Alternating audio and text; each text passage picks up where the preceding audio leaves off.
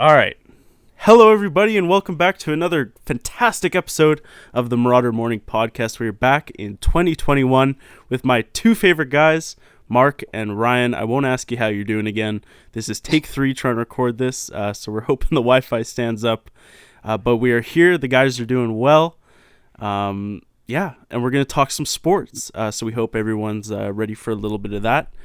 We're just going to jump right into things, I think, and we're going to talk about the big news in sports this last week, which is, of course, the trading of James Harden to the Brooklyn Nets from the Houston Rockets. All right, let's go at it like this. Which team do you guys think got the best deal from this team trade? We've got the Nets, the Rockets, the Pacers, and the Cavs. Who gets the best value out of this trade? Mark, maybe I'll go start with you. The Cavs. Cavs. No, I'm playing. Okay.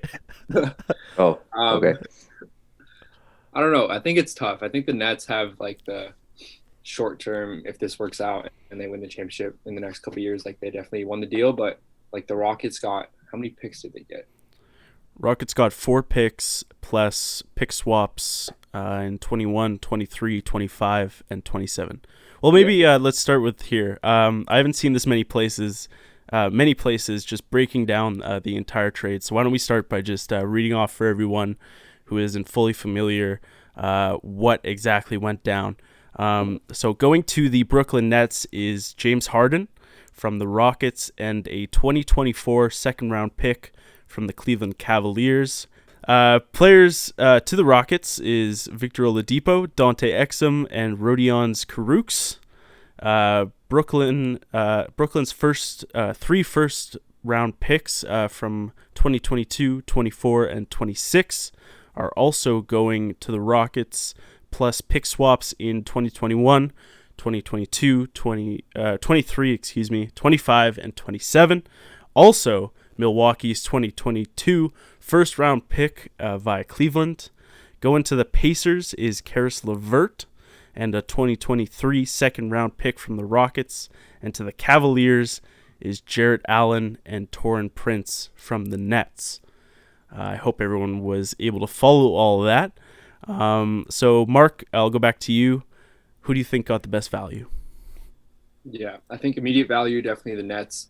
But I'm really looking forward to seeing Karis LeVert on the Pacers. I've been watching the Pacers a lot, and I really like their offense. And so switching out LeVert, who's younger, kind of reaching his prime right now compared to Oladipo in that offense, I think is going to be big for them. I think they're scary. Him and Sabonis are going to be really good together. Yeah, the Victor Oladipo, Karis LeVert element of this trade really intrigues me. For the Rockets, it kind of feels like a weird short-term lateral move for them. Victor Oladipo and Karis LeVert essentially play the same role on your team. You know, high-scoring guys, shooting guards, that kind of vein. But Victor Oladipo, as far as the Rockets are concerned, Victor Oladipo coming off a knee injury, around the 30-year mark. And then, I think you're right. Karis LeVert to the Pacers is a great move for them. Now they can pair him up with Sabonis, like you said, and T.J. Warren, another great scorer on that team. And let's see how it goes. And it could be going for a lot of years. Sabonis is still young. Karis LeVert, like you mentioned, is still young. So that element of the trade, not the headline, really intrigued me. Ryan, who do you see as getting the best value here? For me, it's definitely the Pacers or the Cavaliers. I think for the Cavaliers, they only give up Milwaukee's 2022 first round pick, which meant nothing because Giannis re-signed with Milwaukee, so they're gonna do well, they're gonna succeed, and that's definitely gonna be like a mid first round pick. And they give up their own second to get Jarrett Allen, their new center of the future. They can trade away Andre Drummond and get whatever they want out of him. Mm-hmm. And then you pick up Taurean Prince, which is just a good addition. So I think the Cavaliers, they kind of poked their hand in there, and I think they got like the best deal out of the whole trade. And then just like Mark was saying, Karis LeVert on the Pacers, you get a guy that actually wants to be there. He's younger and probably has the same ceiling as Oladipo. And then you get a second round pick from the Rockets. So I think they come out of here looking better than the Rockets and the Nets do. The Nets, it was like you were saying in our chat, if the Nets don't win the next like 2 or 3 championships, I think this trade is worthless. Right. Because you give up too many picks. It really reminds me of their management when they brought in Garnett and Paul Pierce. Even though it's not the same, it reminds me of that. And then the Rockets, like Oladipo, he's only on a 1-year deal. So you gotta hope he resigns, or you gotta hope that you can move him before the trade deadline, and then Exum and Karooks or whoever players. So yeah, let's just take Exum and Karooks out of the equation here. Neither of those guys are going to be factors for the Rockets. I'd be surprised if Dante Exum might see some minutes, but Karooks, I don't think he's going to be a factor for them at all. I mean, for the Rockets, they've clearly kind of have a direction and a style of roster they want to build, starting with John Wall and DeMarcus Cousins and now Victor Oladipo. You're bringing in smart veteran guys who, by all accounts, are good teammates. And maybe that'll contrast what they just got rid of, which we'll get to in a sec. But I really like this. I think this is a great chemistry move for them. Victor Oladipo coming off that knee injury, but has looked pretty solid and in the early part of the season here. Yeah, as far as best value, I got to go with the Pacers as well. I think Karis LeVert is, maybe a superstar in waiting. And if you can get something like the Pelicans got out of Brandon Ingram last year, I think Karis LeVert is potentially even better than that. I love the mini big three they have down there with LeVert, Sabonis, and who's the third guy? TJ Warren. I think it's a great experiment. I like that they're taking a chance on a guy. Clearly they didn't love what they saw out of Victor Oladipo, or they just love Karis LeVert a lot more. Either way, they went and got their guy. And 2023 second round pick to boot. So we'll see how it goes for the Pacers. Let's flip over to the headline, though. Mr. James Harden throwing a hissy fit and getting what he wanted, getting out of Houston there, going over to the Brooklyn Nets. I'll start with some over-unders that I just kind of thought of this morning. Over-under 3.5 years that Kyrie, KD, and Harden are all together in Brooklyn. Over under 3.5 years. What do you guys think? Under. I think it'll be 3 or less than that. Mark? Yeah, I agree. I'd say probably 3. I think Kyrie's contract is only, it's 3 years left on his contract, I think. Right. Yeah, I pulled this up. Kevin Durant is 32 years old. James Harden is 31 years old. Kyrie is still 28, so we don't have to worry about that so much. But I think Durant and Harden are both going to be retired in 5 or 6 years. Kyrie, who even knows if he's going to make it to next season with the way things have gone on there. Maybe we'll hit back on that in a minute. But I would agree with you guys. I would go under. I don't think this lasts 4 years. I just think that no matter what these guys want to come in and say and how they feel like they've divvied up the possessions, one of these guys is going to bust a gasket at some point because he's not getting enough shots, he's not getting enough ball possessions, and he's going to want to leave town. My money is on Kyrie Irving to eventually get fed up with all this. I just don't think they'll be able to do the right things to have the type of success they need to make this work. And then let's go over under 1.5 championships, 1.5 rings. Over or under?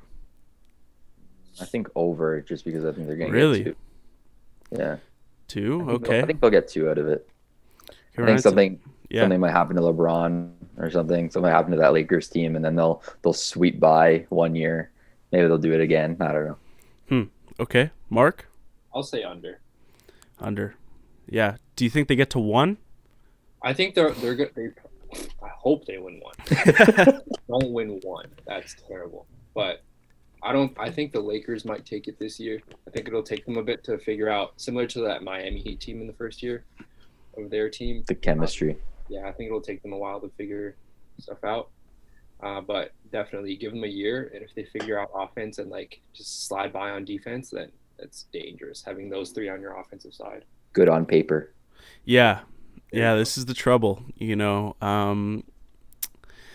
I just look at their roster, and it's easy to get distracted by the big 3 stars they have, and in basketball that matters more than any other sport. I'd say is having stars at the top that can most impact your team.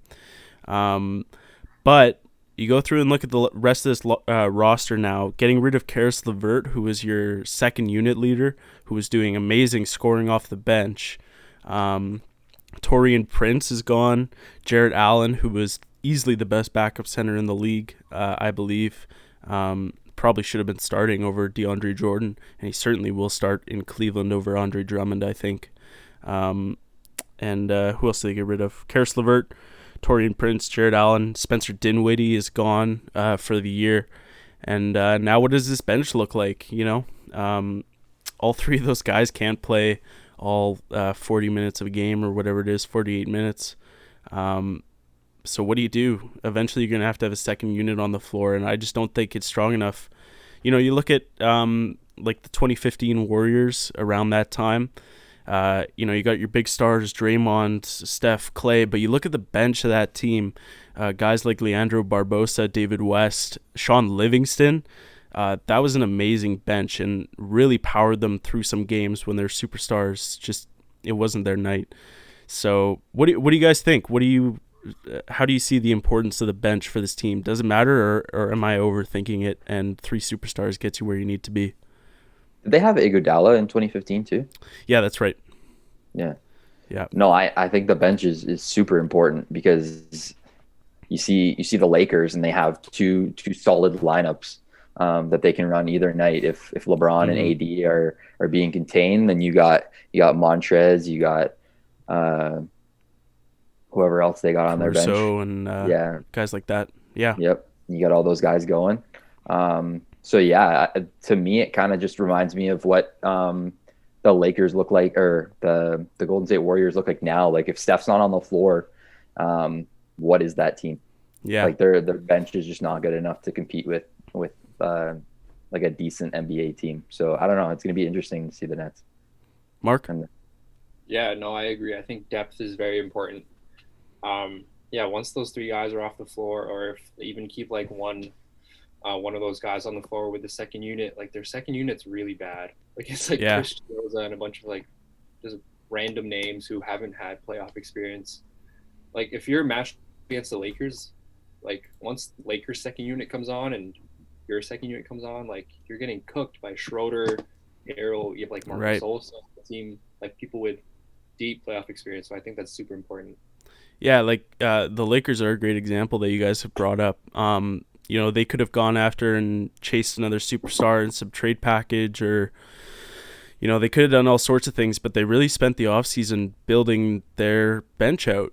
Gasol, Schroeder, Harrell, those are all second unit guys who are smart, know how to play the game, experienced. They'll come in, they'll get buckets, they'll make stops on defense.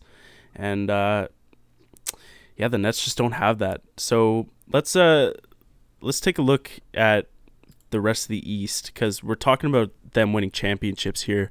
And first of all, they have to make it out of the East. We still got teams like Milwaukee, the Celtics, even the Sixers, all sorts of teams that are up and coming. Let's talk about this year.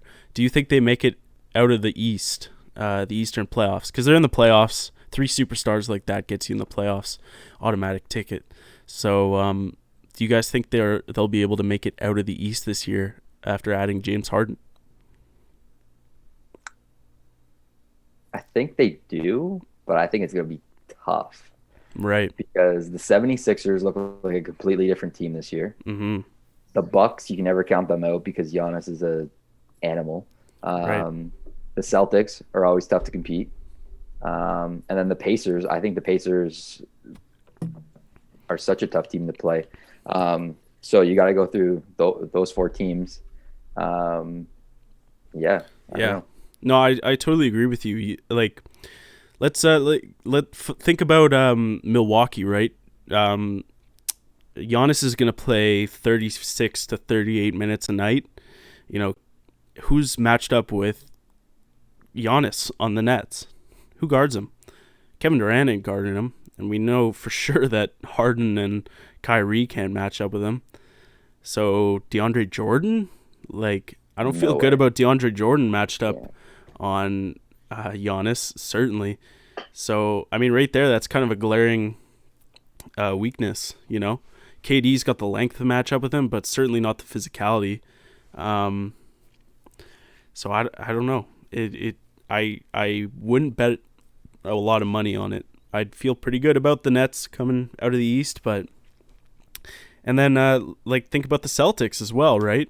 You got Jason Tatum, Jaylen Brown. All right, Harden guards Jaylen Brown, and Durant guards Jason Tatum, and Kyrie takes away Marcus Smart, let's say. But then you still got a whole bunch of capable scorers on that Celtics team to fill it out. Even if you call those 3 matchups a wash, I feel a lot better about what the Celtics have around their top 2 or top 3 guys to power them through a 7-game series like that. Who's going to guard Taco? Who's going to guard Taco, who hit a 3-pointer last night? Did you guys see that? I did. That was awesome. He missed that thing so bad, and it went in with the hand of God.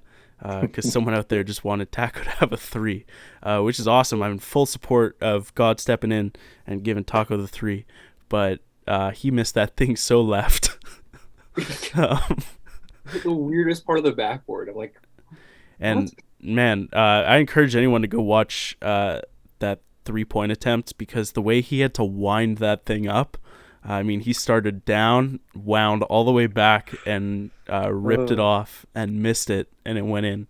So God bless you, Taco. That was awesome. Yeah, that's another thing. The Celtics have good centers. Daniel Theis is better than DeAndre Jordan, probably, as far as an offensive threat. Jordan probably gives you a little more on defense, but Tristan Thompson as well. Tristan Thompson. I keep forgetting Tristan Thompson's there. Yeah, Tristan Thompson's better than DeAndre Jordan. And that's one where Jared Allen could really have helped you, just having that second center to rotate in, because the Celtics are going to be rotating, and I do not want Jared Allen or DeAndre Jordan playing 40 minutes of a game. And don't they put Williams at the power forward too as well? Yeah, Robert Williams plays sometimes as well. Yeah, that's right. Yeah, and even if those guys aren't amazing offensive threats, it's they're young, they're big, and relatively young, big, and they can all score pretty well, and they can all play pretty good defense. And I just don't think the Nets have that. So I was wondering, do you guys have any ideas for how they could make this work? My dad actually had a really good idea that I'd like to share on the podcast that would never ever work. But afterwards, I'd love to hear your ideas. So my father, Robert Simmons, came up with the idea to have each of the guys basically play, you play 2 of them at a time and rotate them out, so they each play 2/3 of the game kind of offset. So not all 3 of them are never on the floor at the same time, but you'd start KD, Kyrie, and then KD, Harden, Kyrie, and kind of rotate it like that. And each guy ends up with 36 minutes. It works in theory because you're spreading out your points, you're spreading out your minutes, making it work like that. But you're never maximizing the power of all 3 superstars. And before we even get to that point, none of the guys would agree to it because they all want to play together on the floor, and that's why they made the trade happen. Rate the theory by my father. Did you guys understand it? Did I explain it well enough? And what do you think? I'm gonna give it a 7 out of 10. Okay. He'll I think take it's that. good. I think it's good. I think it's smart. I think it's something they should look into. Definitely, but I definitely don't think that they're going to do that just because Carmelo and his career, it was going down, and he didn't even agree to coming off the bench. So I definitely don't think prime Harden, KD, and Kyrie are ever going to agree to coming off the bench. But yeah, I definitely don't think they're going to do that. I definitely think they're going to run Kyrie, James Harden, Joe Harris at the small, KD at the 4, and then DeAndre Jordan at the 5. So, all right, Mark. Rate your dad's idea. Yeah. Call it idea. Would that mean that? So that would mean someone has to come off the bench. I actually thought it myself. I thought that if KD and Kyrie would start, and then Harden goes back to coming off the bench, like OKC, man of the year, that'd be the most dangerous sixth man though. Like, oh, definitely, yeah. Like previous MVP coming off the bench, like. I don't know. Maybe James Harden will agree if he can snack on the bench. Nice way to slip in the fat joke. That was well deserved to James Harden. We'll talk about his weight and stuff in just a second, but so nobody's ever going to agree to do this, so it's not going to happen. But can you imagine James Harden in that Karis LeVert role where he just Karis LeVert was coming off the bench and just cooking against guys' second units, right? Like he was getting the third or fourth best guard on a team. Can you imagine James Harden working against the third and fourth best guard on like the Orlando Magic? Like, yeah, you'll have a six-man averaging 40 points. Yeah. But like we said, never gonna happen. So let's just put that pipe dream to rest. But thank you to Robert Simmons, fan of the show, for mailing in your question.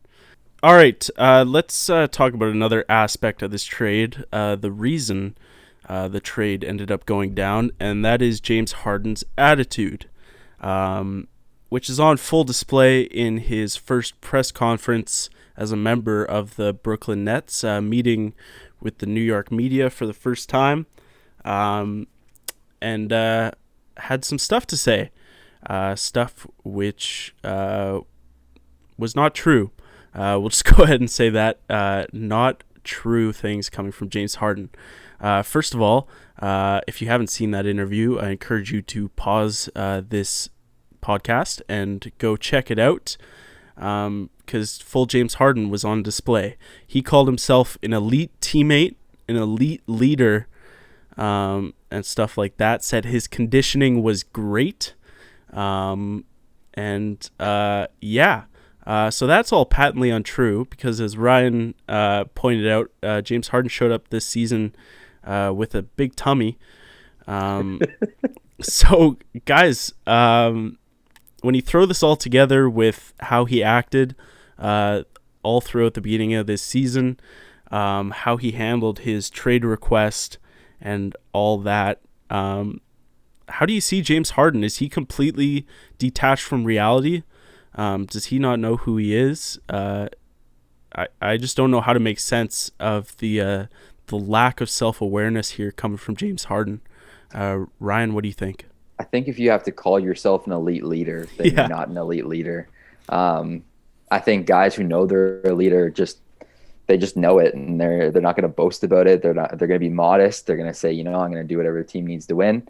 I don't know. I think James Harden is being a little full of himself, because I think if you ever watched any Houston Rockets games, they had to bring in Chris Paul, who is a leader, to go help him out. They had to bring in Westbrook, who is probably more of a leader than James Harden is. And they had to bring in a lot of help for James Harden. And none of them wanted to be there, and all of them ended up out of Houston. And I think the way he handled everything in Houston, as I was telling Duncan a couple of minutes ago, he's really involved in Houston. He's part owner of two two sports teams. I don't know which they are, and he's gonna have a restaurant built later this year out in Houston. So I don't get how you jump at the opportunity to leave that quick when you're so involved. I think LeBron, when he was leaving the Cavaliers, I think he did a way better job of keeping his opinion and his frustration under wraps. And I think even Giannis last year, when he was debating whether to leave or not, did a way better job of just not saying anything to the media, not letting it get out of control, and just keeping it to himself and making his decision. Whereas Harden made it very public that he didn't want to be there and he didn't like the team. So. Yeah, no, that's a great point. Recently, guys have had a perfect blueprint for this. Like you said, LeBron and Giannis, two situations that went very different ways. Giannis, being vocal with his concerns about the team, but a lot more in private. LeBron was vocal to the public about his concerns, ended up leaving. Giannis, of course, signing the Supermax, deciding to stay with Milwaukee. But there is a blueprint for how to leave your team with some class and, with some grace. And James Harden possesses neither of those things. Mark, what do you think? Yeah, I think I watched an interview with Shaq, and Shaq was kind of talking about this. It was the TNT guys, and I think Harden said like he gave his all to Houston and like he did everything he could. But like if you really look at what Houston did for him in the last couple of years, like they brought in every single player that he wanted to. Like they surrounded him with shooters and like they moved into the small ball system and like they did everything to surround him with players to lead them to success. And like he just couldn't like finish. He couldn't like win in the playoffs. He couldn't. Definitely a sign that you're not leading properly. If like, a great example was Chris Paul. Like Chris Paul was there, and they like had conflict, and like Chris Paul leaves, goes to OKC, shows how great of a leader he is there. And so I think that, yeah, it just shows like Harden's not really that guy to lead. Like you look at LeBron, like LeBron's a great leader. Yeah. So I think it's just like a personality thing, and Harden's just being a little bratty in the media as well. Yeah, I mean, like you look at LeBron, who's a diva. LeBron is a diva. He wants what he wants, and he gets what he wants, and makes it known that he wants it. In a similar way to James Harden. But yeah, like you said, Houston has held James Harden's hand the entire time. They made it known that he was the focal point of the organization. They did what he asked, and when he got what he wanted, he couldn't handle the success. He couldn't handle sharing the spotlight with Chris Paul or Russell Westbrook. And those are guys who are great leaders and great teammates because we hear it from their teammates. Their teammates tell us that they're great leaders, great teammates. We hear it through the media. It like when a guy's a great leader and a great teammate, it just comes out and it becomes known because people want to share when someone's a great leader and they love playing with them. But yeah, like you said, James Harden has just been a brat, and I think it's a great example for what might come in Brooklyn in the coming weeks, months, years. Is how will James Harden be able to put aside his own ego and play with two other superstars who also want the spotlight, also want their name up in lights? Is James Harden going to be able to put any of that away? I don't think it's going to take much, right? You can have three big egos on a team, especially on a basketball team, but each of those three guys is going to have to put a little bit aside. And KD, I'm not so worried about. He showed he could do that in Golden State. He really let Steph and Clay be the vocal public leaders of that team.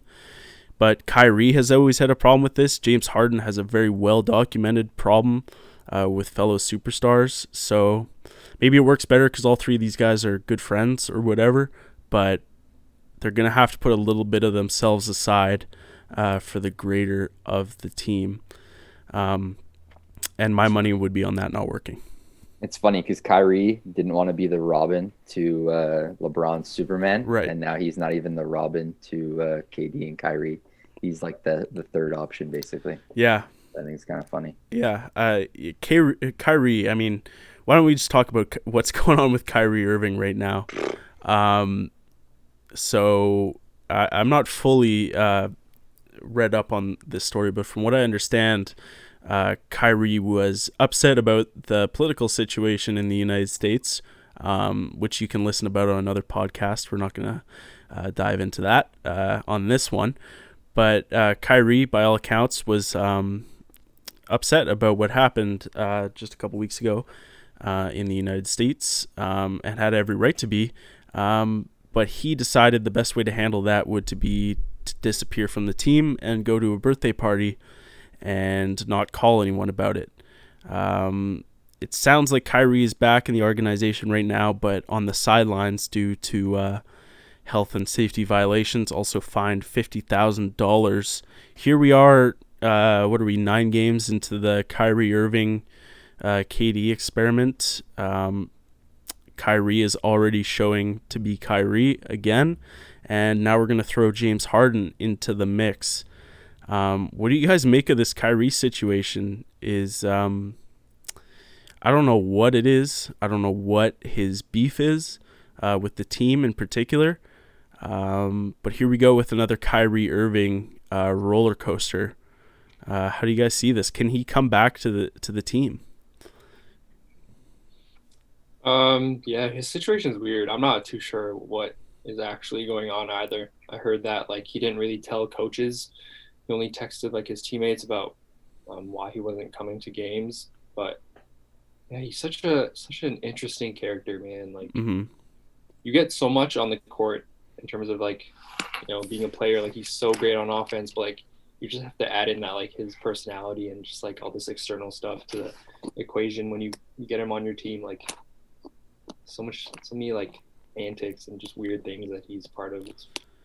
Yeah, like I'll say first of all, I have the opposite of a problem of guys voicing their political concerns and taking action through their athletic career. I think it's a great way to get a message out, and I think it's been super effective. You just look at what guys did in the bubble, and they really use their voices to make themselves known. And I think Kyrie has a lot of great ideas. He really stood up for the WNBA last year. Of course, he's got every right to be upset about the political situation in the U.S., but just the way he goes about making those ideas known and how he conducts himself is so confusing to me for a guy who seems so enlightened with social issues and has all the spirituality stuff going around him, and then he just handles himself like a total jag, and nothing gets communicated to anyone, and it's what ran him out of Boston.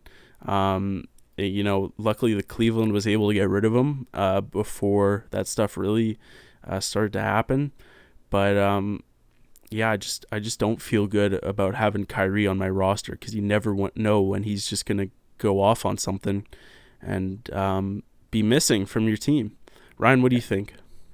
Yeah, I'm glad you brought up Cleveland because, like you never really thought of how much, I guess, of the drama that LeBron was really dealing with Kyrie until now. Like you've seen it in Boston, and he just didn't gel with the team. And then now in Brooklyn, fight social issues by doing exactly what you said for people not to do. I don't know. I think he's going to go down as one of the biggest what if stories, not because of injuries or anything, but just because of how his personality has taken him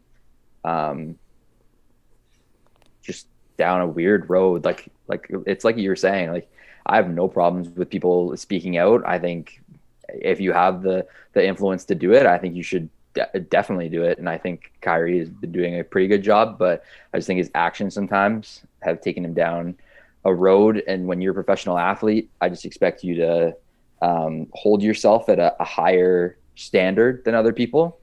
And it just seems like a lot of the basketball players just don't care about the whole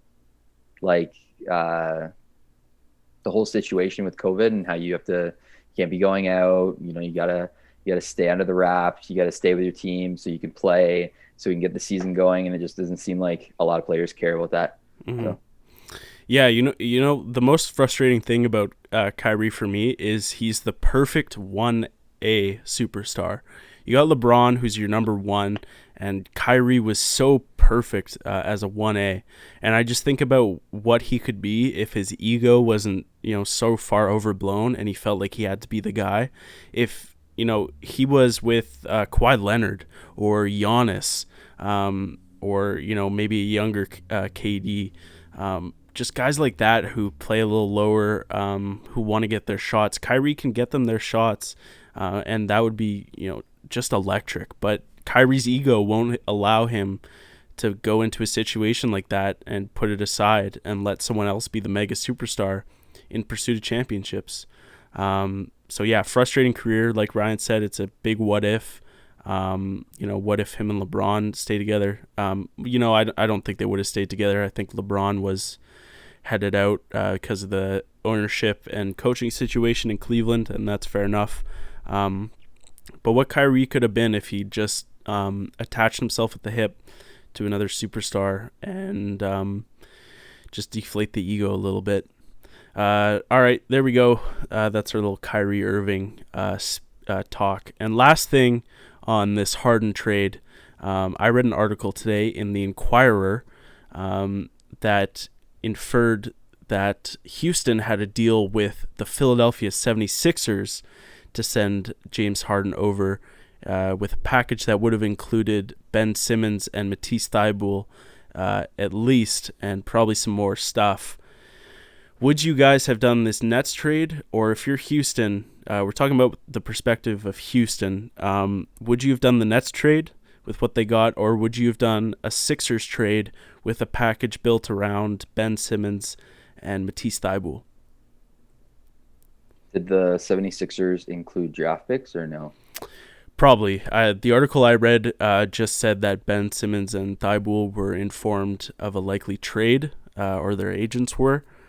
So those are the only two things that were for sure. But, of course, the trade didn't go through, so we'll probably never know exactly what was in that. But let's assume it's Simmons, Thybulle, and a couple of first-round picks.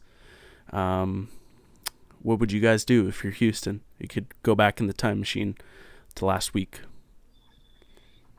I think I would still take the Nets offer. I think bringing Simmons to Houston wouldn't make sense with John Wall there. Simmons works well when he has shooters around him, which is what he has right now at the Sixers. Like, their spacing is really good, and I don't think Houston has those pieces for him to succeed there. So I think the Nets and just the longevity of this deal and how it's going to affect their team in the future is going to be big for them. Brian? Yeah, I think the same thing, because I definitely think if you're trading away Ben Simmons, I definitely don't think you'd be giving away like 8 or 4 actual picks and then 4 pick swaps, just because Ben Simmons is a pretty big talent. So I definitely would have picked the Nets just because of everything Mark was saying. Ben Simmons is he clearly can't shoot the ball, so he needs shooters around him, and Houston definitely doesn't have that right now. And yeah, he definitely wouldn't have stayed if he wrote out his contract. So definitely a better trade from the Nets. Yeah, I was hoping we'd have a little disagreement in this part, but yeah, I'm gonna agree with you guys. Also, because I'm a Sixers fan and I'm not interested in having Harden on my team, and I'd like to keep Ben Simmons around. But I would have been interested to see, because maybe you send Ben Simmons over, give him a little chance to learn under John Wall, learn a bit more about playing point guard, and then in a couple years when Wall is done and Boogie's done, then it becomes Ben Simmons' team down in Houston, and you try to build around him. So from that perspective, I thought it would have been interesting, but for Houston, I think they got a lot better value out of the Nets trade, and if those picks can turn into anything, like we're talking about 2025, 26 picks, when KD, Kyrie, and Harden might not even be there. We think they won't be there. So those picks could end up being very valuable for them, top picks, and they're totally unprotected. So we'll see how it goes. But there you go. That was about 40 or so minutes on the James Harden trade. In relation to that, our last episode before the new year, we made some division predictions, and I just want to revisit those quickly. Let's talk about the Atlantic Division, where we were. Just before we get into that, what do you think Yes. it does to Ben Simmons? Sorry, I didn't want to interrupt you, but No, I no, want to please. get my question out. Like, because Ben Simmons, he's been locked into that team for a while, and then your agent tells you, "Oh, you could possibly be traded." Do you think that, like, what do you think that does to him? Yeah, I mean, I think it affects you. I think you probably look at it, and Ben Simmons is the cornerstone of that team, and yeah, I mean, it probably he's going to think about it, and it's going to enter his head. Yeah, I don't know. It'll be interesting to see. Joel Embiid is already emerging as the superstar of this team as far as this year goes. Yeah, you wonder if Ben Simmons wants out of there eventually, but I don't know. I think that's also kind of the reality of the NBA is even more than other sports, you have to get ready to be traded at any time. But I'm sure it hurts for a superstar like Ben Simmons, and it should, and nobody wants to be traded from a team that they're well established with. But yeah, we'll see. It's an interesting question. Yeah, sorry about that. No, hey, please interrupt. Mark, what did you think on that? Did you have any thoughts? Yeah, I feel like just similar to what you said. Just as an NBA player, you have to understand like it's a business, and you could be dealt anywhere. So, it is what it is. Yeah. Great question, Ryan. Please interrupt me at any time to ask those. But before the interruption, we were talking about our division predictions, which we did on our last episode a couple weeks ago. Atlantic Division, let's focus at the top. Well, we all had the Knicks finishing last, but they've had kind of a hot start to the season. Do any of you want to take the Knicks out of last place in your prediction? I'm just going to go look at the divisions real quick. Did we say last place in the division or league? Division. So this is the Atlantic, which is Brooklyn, Boston, Toronto, Philly, Knicks. Probably the toughest division in basketball for my money. But the Knicks kind of off to a hot start. Anyone want to take it? Anybody want to take them out of last? It's sad. Knicks and Raptors fighting for that 4th and 5th spot. That sucks. Raptors are struggling. Yes. That's another thing we can talk about. I mean, this Atlantic Division itself is so interesting. Toronto. Do any of you think the Knicks can overtake Toronto as we go down the season here? That's a good question. You mean the Toronto Raptors take over the Knicks? Well, or are you saying the Knicks overtake the Raptors? Knicks overtake the Raptors, because in our standings here, we all had Toronto finishing ahead of the Knicks. Do any of you think that could flip? Man, do I think Julius Randle? I think Toronto is going to have a rough year. I think they're going to continue to keep losing these games by like 1 point, because if you look at their points per game, their opposition points per game is literally a 1 point difference. And I've watched some of the games, and it's so tough to watch because you see them getting down to the wire, and then you have to hope that Pascal Siakam makes 7-20 and possibly gets it in the net, and it just doesn't happen. I hate him so much. Yeah. That one play when he had a jump shot from the top of the key and he spun, I'm like, what are you doing? Yeah, I know. His max contract right now is looking so bad because I hate him too. So. Yeah. So, let's talk about Pascal Siakam. Why not? Most overpaid player in basketball? Is that possible? I mean, John Wall's still making like $45 million a year, but at least he's like a good option for the Rockets. Pascal Siakam is a total dud for my money. I hated it when they signed him to the max last year. It's even worse now, like Ryan pointed out. I'm not sure it's salvageable unless you bring back Kawhi Leonard. And even Fred VanVleet's contract is looking tough. And what bugs me the most is I think they had a great opportunity to hit hard reset. If you had traded away Siakam and VanVleet, and then, let Kyle Lowry go at the end of this year. Keep around OG Anunoby. OG Anunoby is the only guy on that roster that I think has some real upside. Other than that, I think they missed the opportunity to go for a big, hard reset after winning the championship, and maybe they're just holding on to this. I would have traded Lowry. I wouldn't have traded Van Vliet because I think he could be the point guard for their future. But I would have traded Siakam while his value was super high and everyone was overhyping him and all that stuff. I definitely would have traded him off, try to get some assets out of him, and then had the season like they're having now, but be like, oh, okay, you expected this, and not be competing into games until the last minute and then lose by 1 point for like the last 5 games. So. Yeah, I agree with you. This is so much worse than just having a bad team and acknowledging it and going forward. I think when you these are always the worst teams, the teams that win a championship and then just hold on to it for way too long and end up having to blow it up in a bad way. Mark, what do you think of the Raptors? Yeah, I'm just not a fan of Siakam. I'm a fan of Fred. I think he's been playing pretty well. But yeah, I'm looking at. So I've been watching a lot of Washington games and looking at Bradley Beal because I like Bradley Beal a lot. If the Raptors got Bradley Beal, like I think he'd be great. Oh man, yeah, Bradley Beal would be an awesome. Like the Raptors seem to work with specific guys.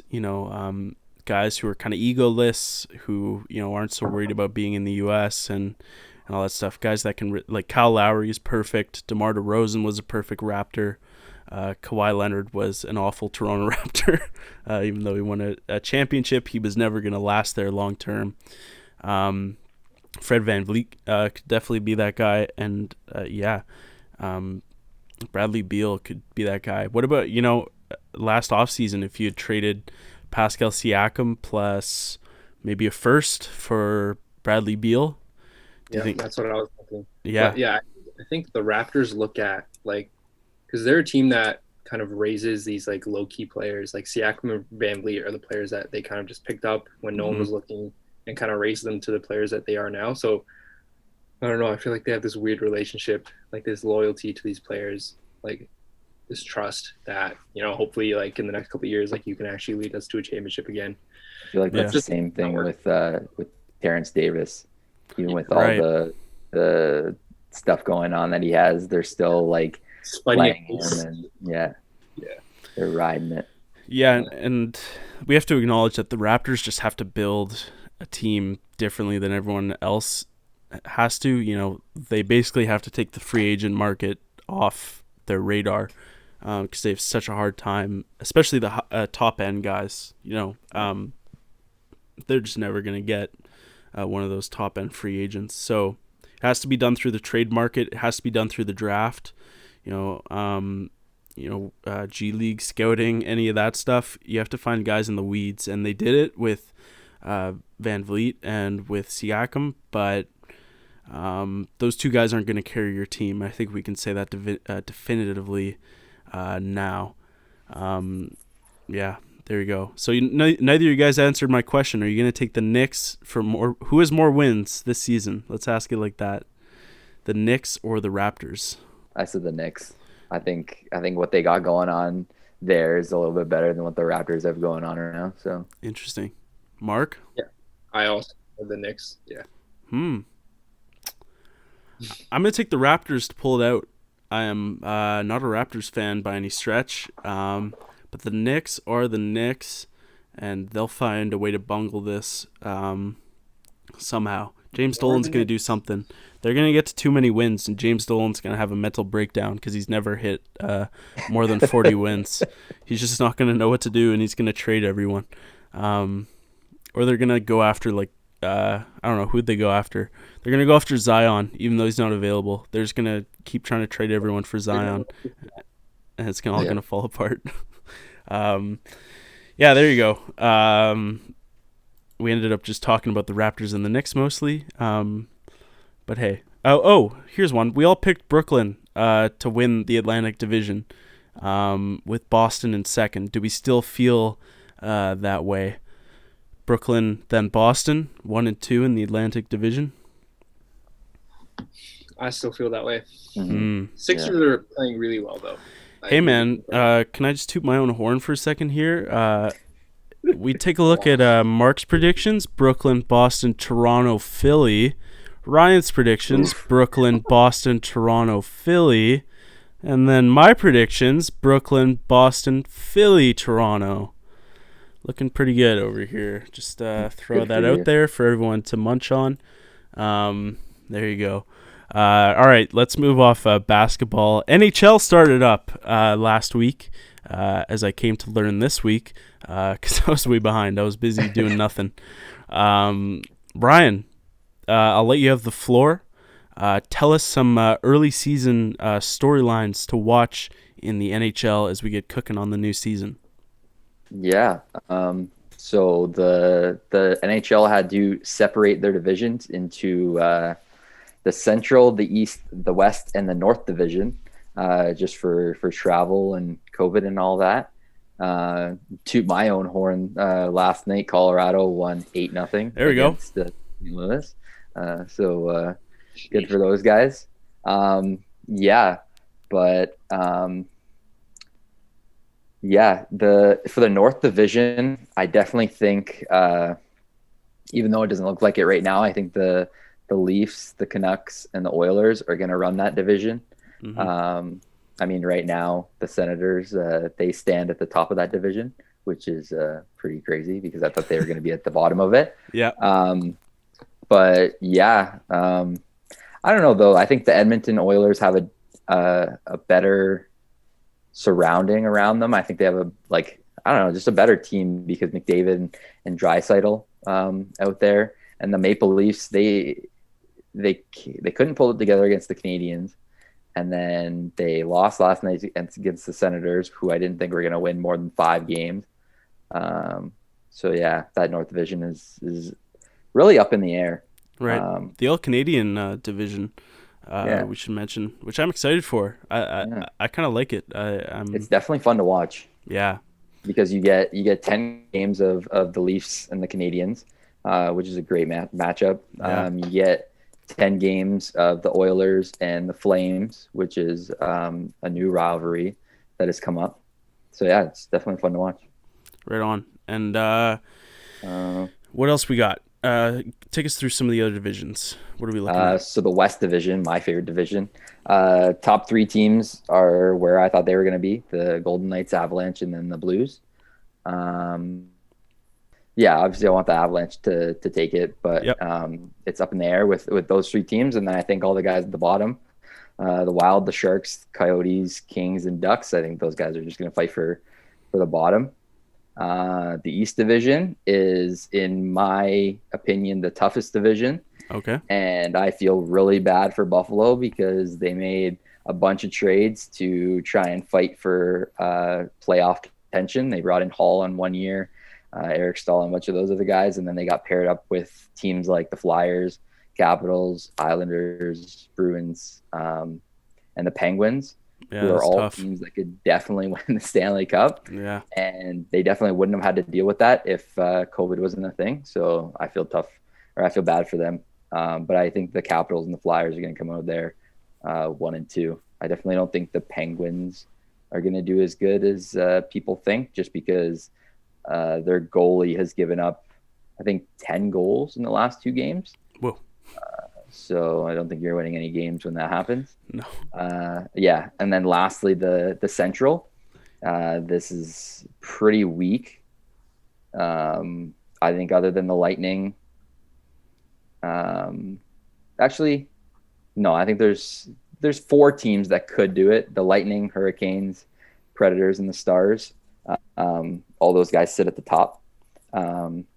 They could make some noise. The Lightning, if anything.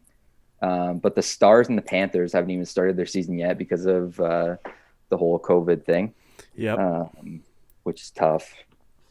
They've already had to delay like a lot of games just because of it, and I hope it doesn't turn into like the NBA where like you get like a week of like just like postponed games, and it's like as a fan you're sitting there and you're hoping that it'll figure itself out. And And then the Red Wings and the Blackhawks at the end of that division, they're definitely going to stay there because they have no. Yeah, that's the NHL breakdown. That just about does it. That was good. You stayed within the time limit that I didn't even tell you about before. That was great, and you've got me convinced. I think I'm going to switch over to being an Avalanche fan. I'm kind of tired of my Canucks. I'll keep them in the bottom of my heart. Canucks are good though. Yeah, I'll keep them around. Their rookie is fun to watch, but I definitely think Colorado's more fun to watch. So. Yeah, I'll be cheering for the Avalanche this year too. I hope got you me do. Hooked. Mark, me and Ryan both got to toot our horns there in the last few minutes. Is there anything you want to? Did you do well in a test or anything? You want to tell us about something cool you got for Christmas or?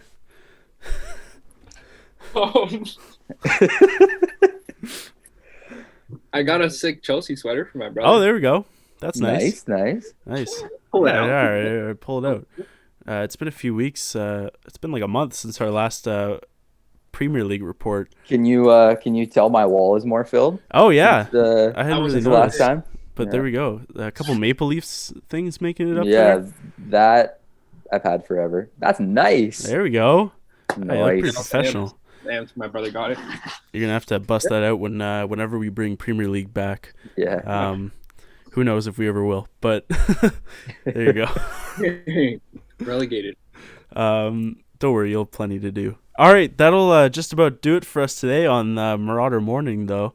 Thank you so much to you two guys, Mark and Ryan, for joining me once again in the new year. And thank you to all of you for watching. It's been a while, so I'll remind everyone, wherever you are listening, whether it's on cfmu.ca, live on the radio, 3.3. I forgot our radio code. Whoops. That's on your FM dials in the Hamilton area. And we are on YouTube, youtube.com/Marauder Morning.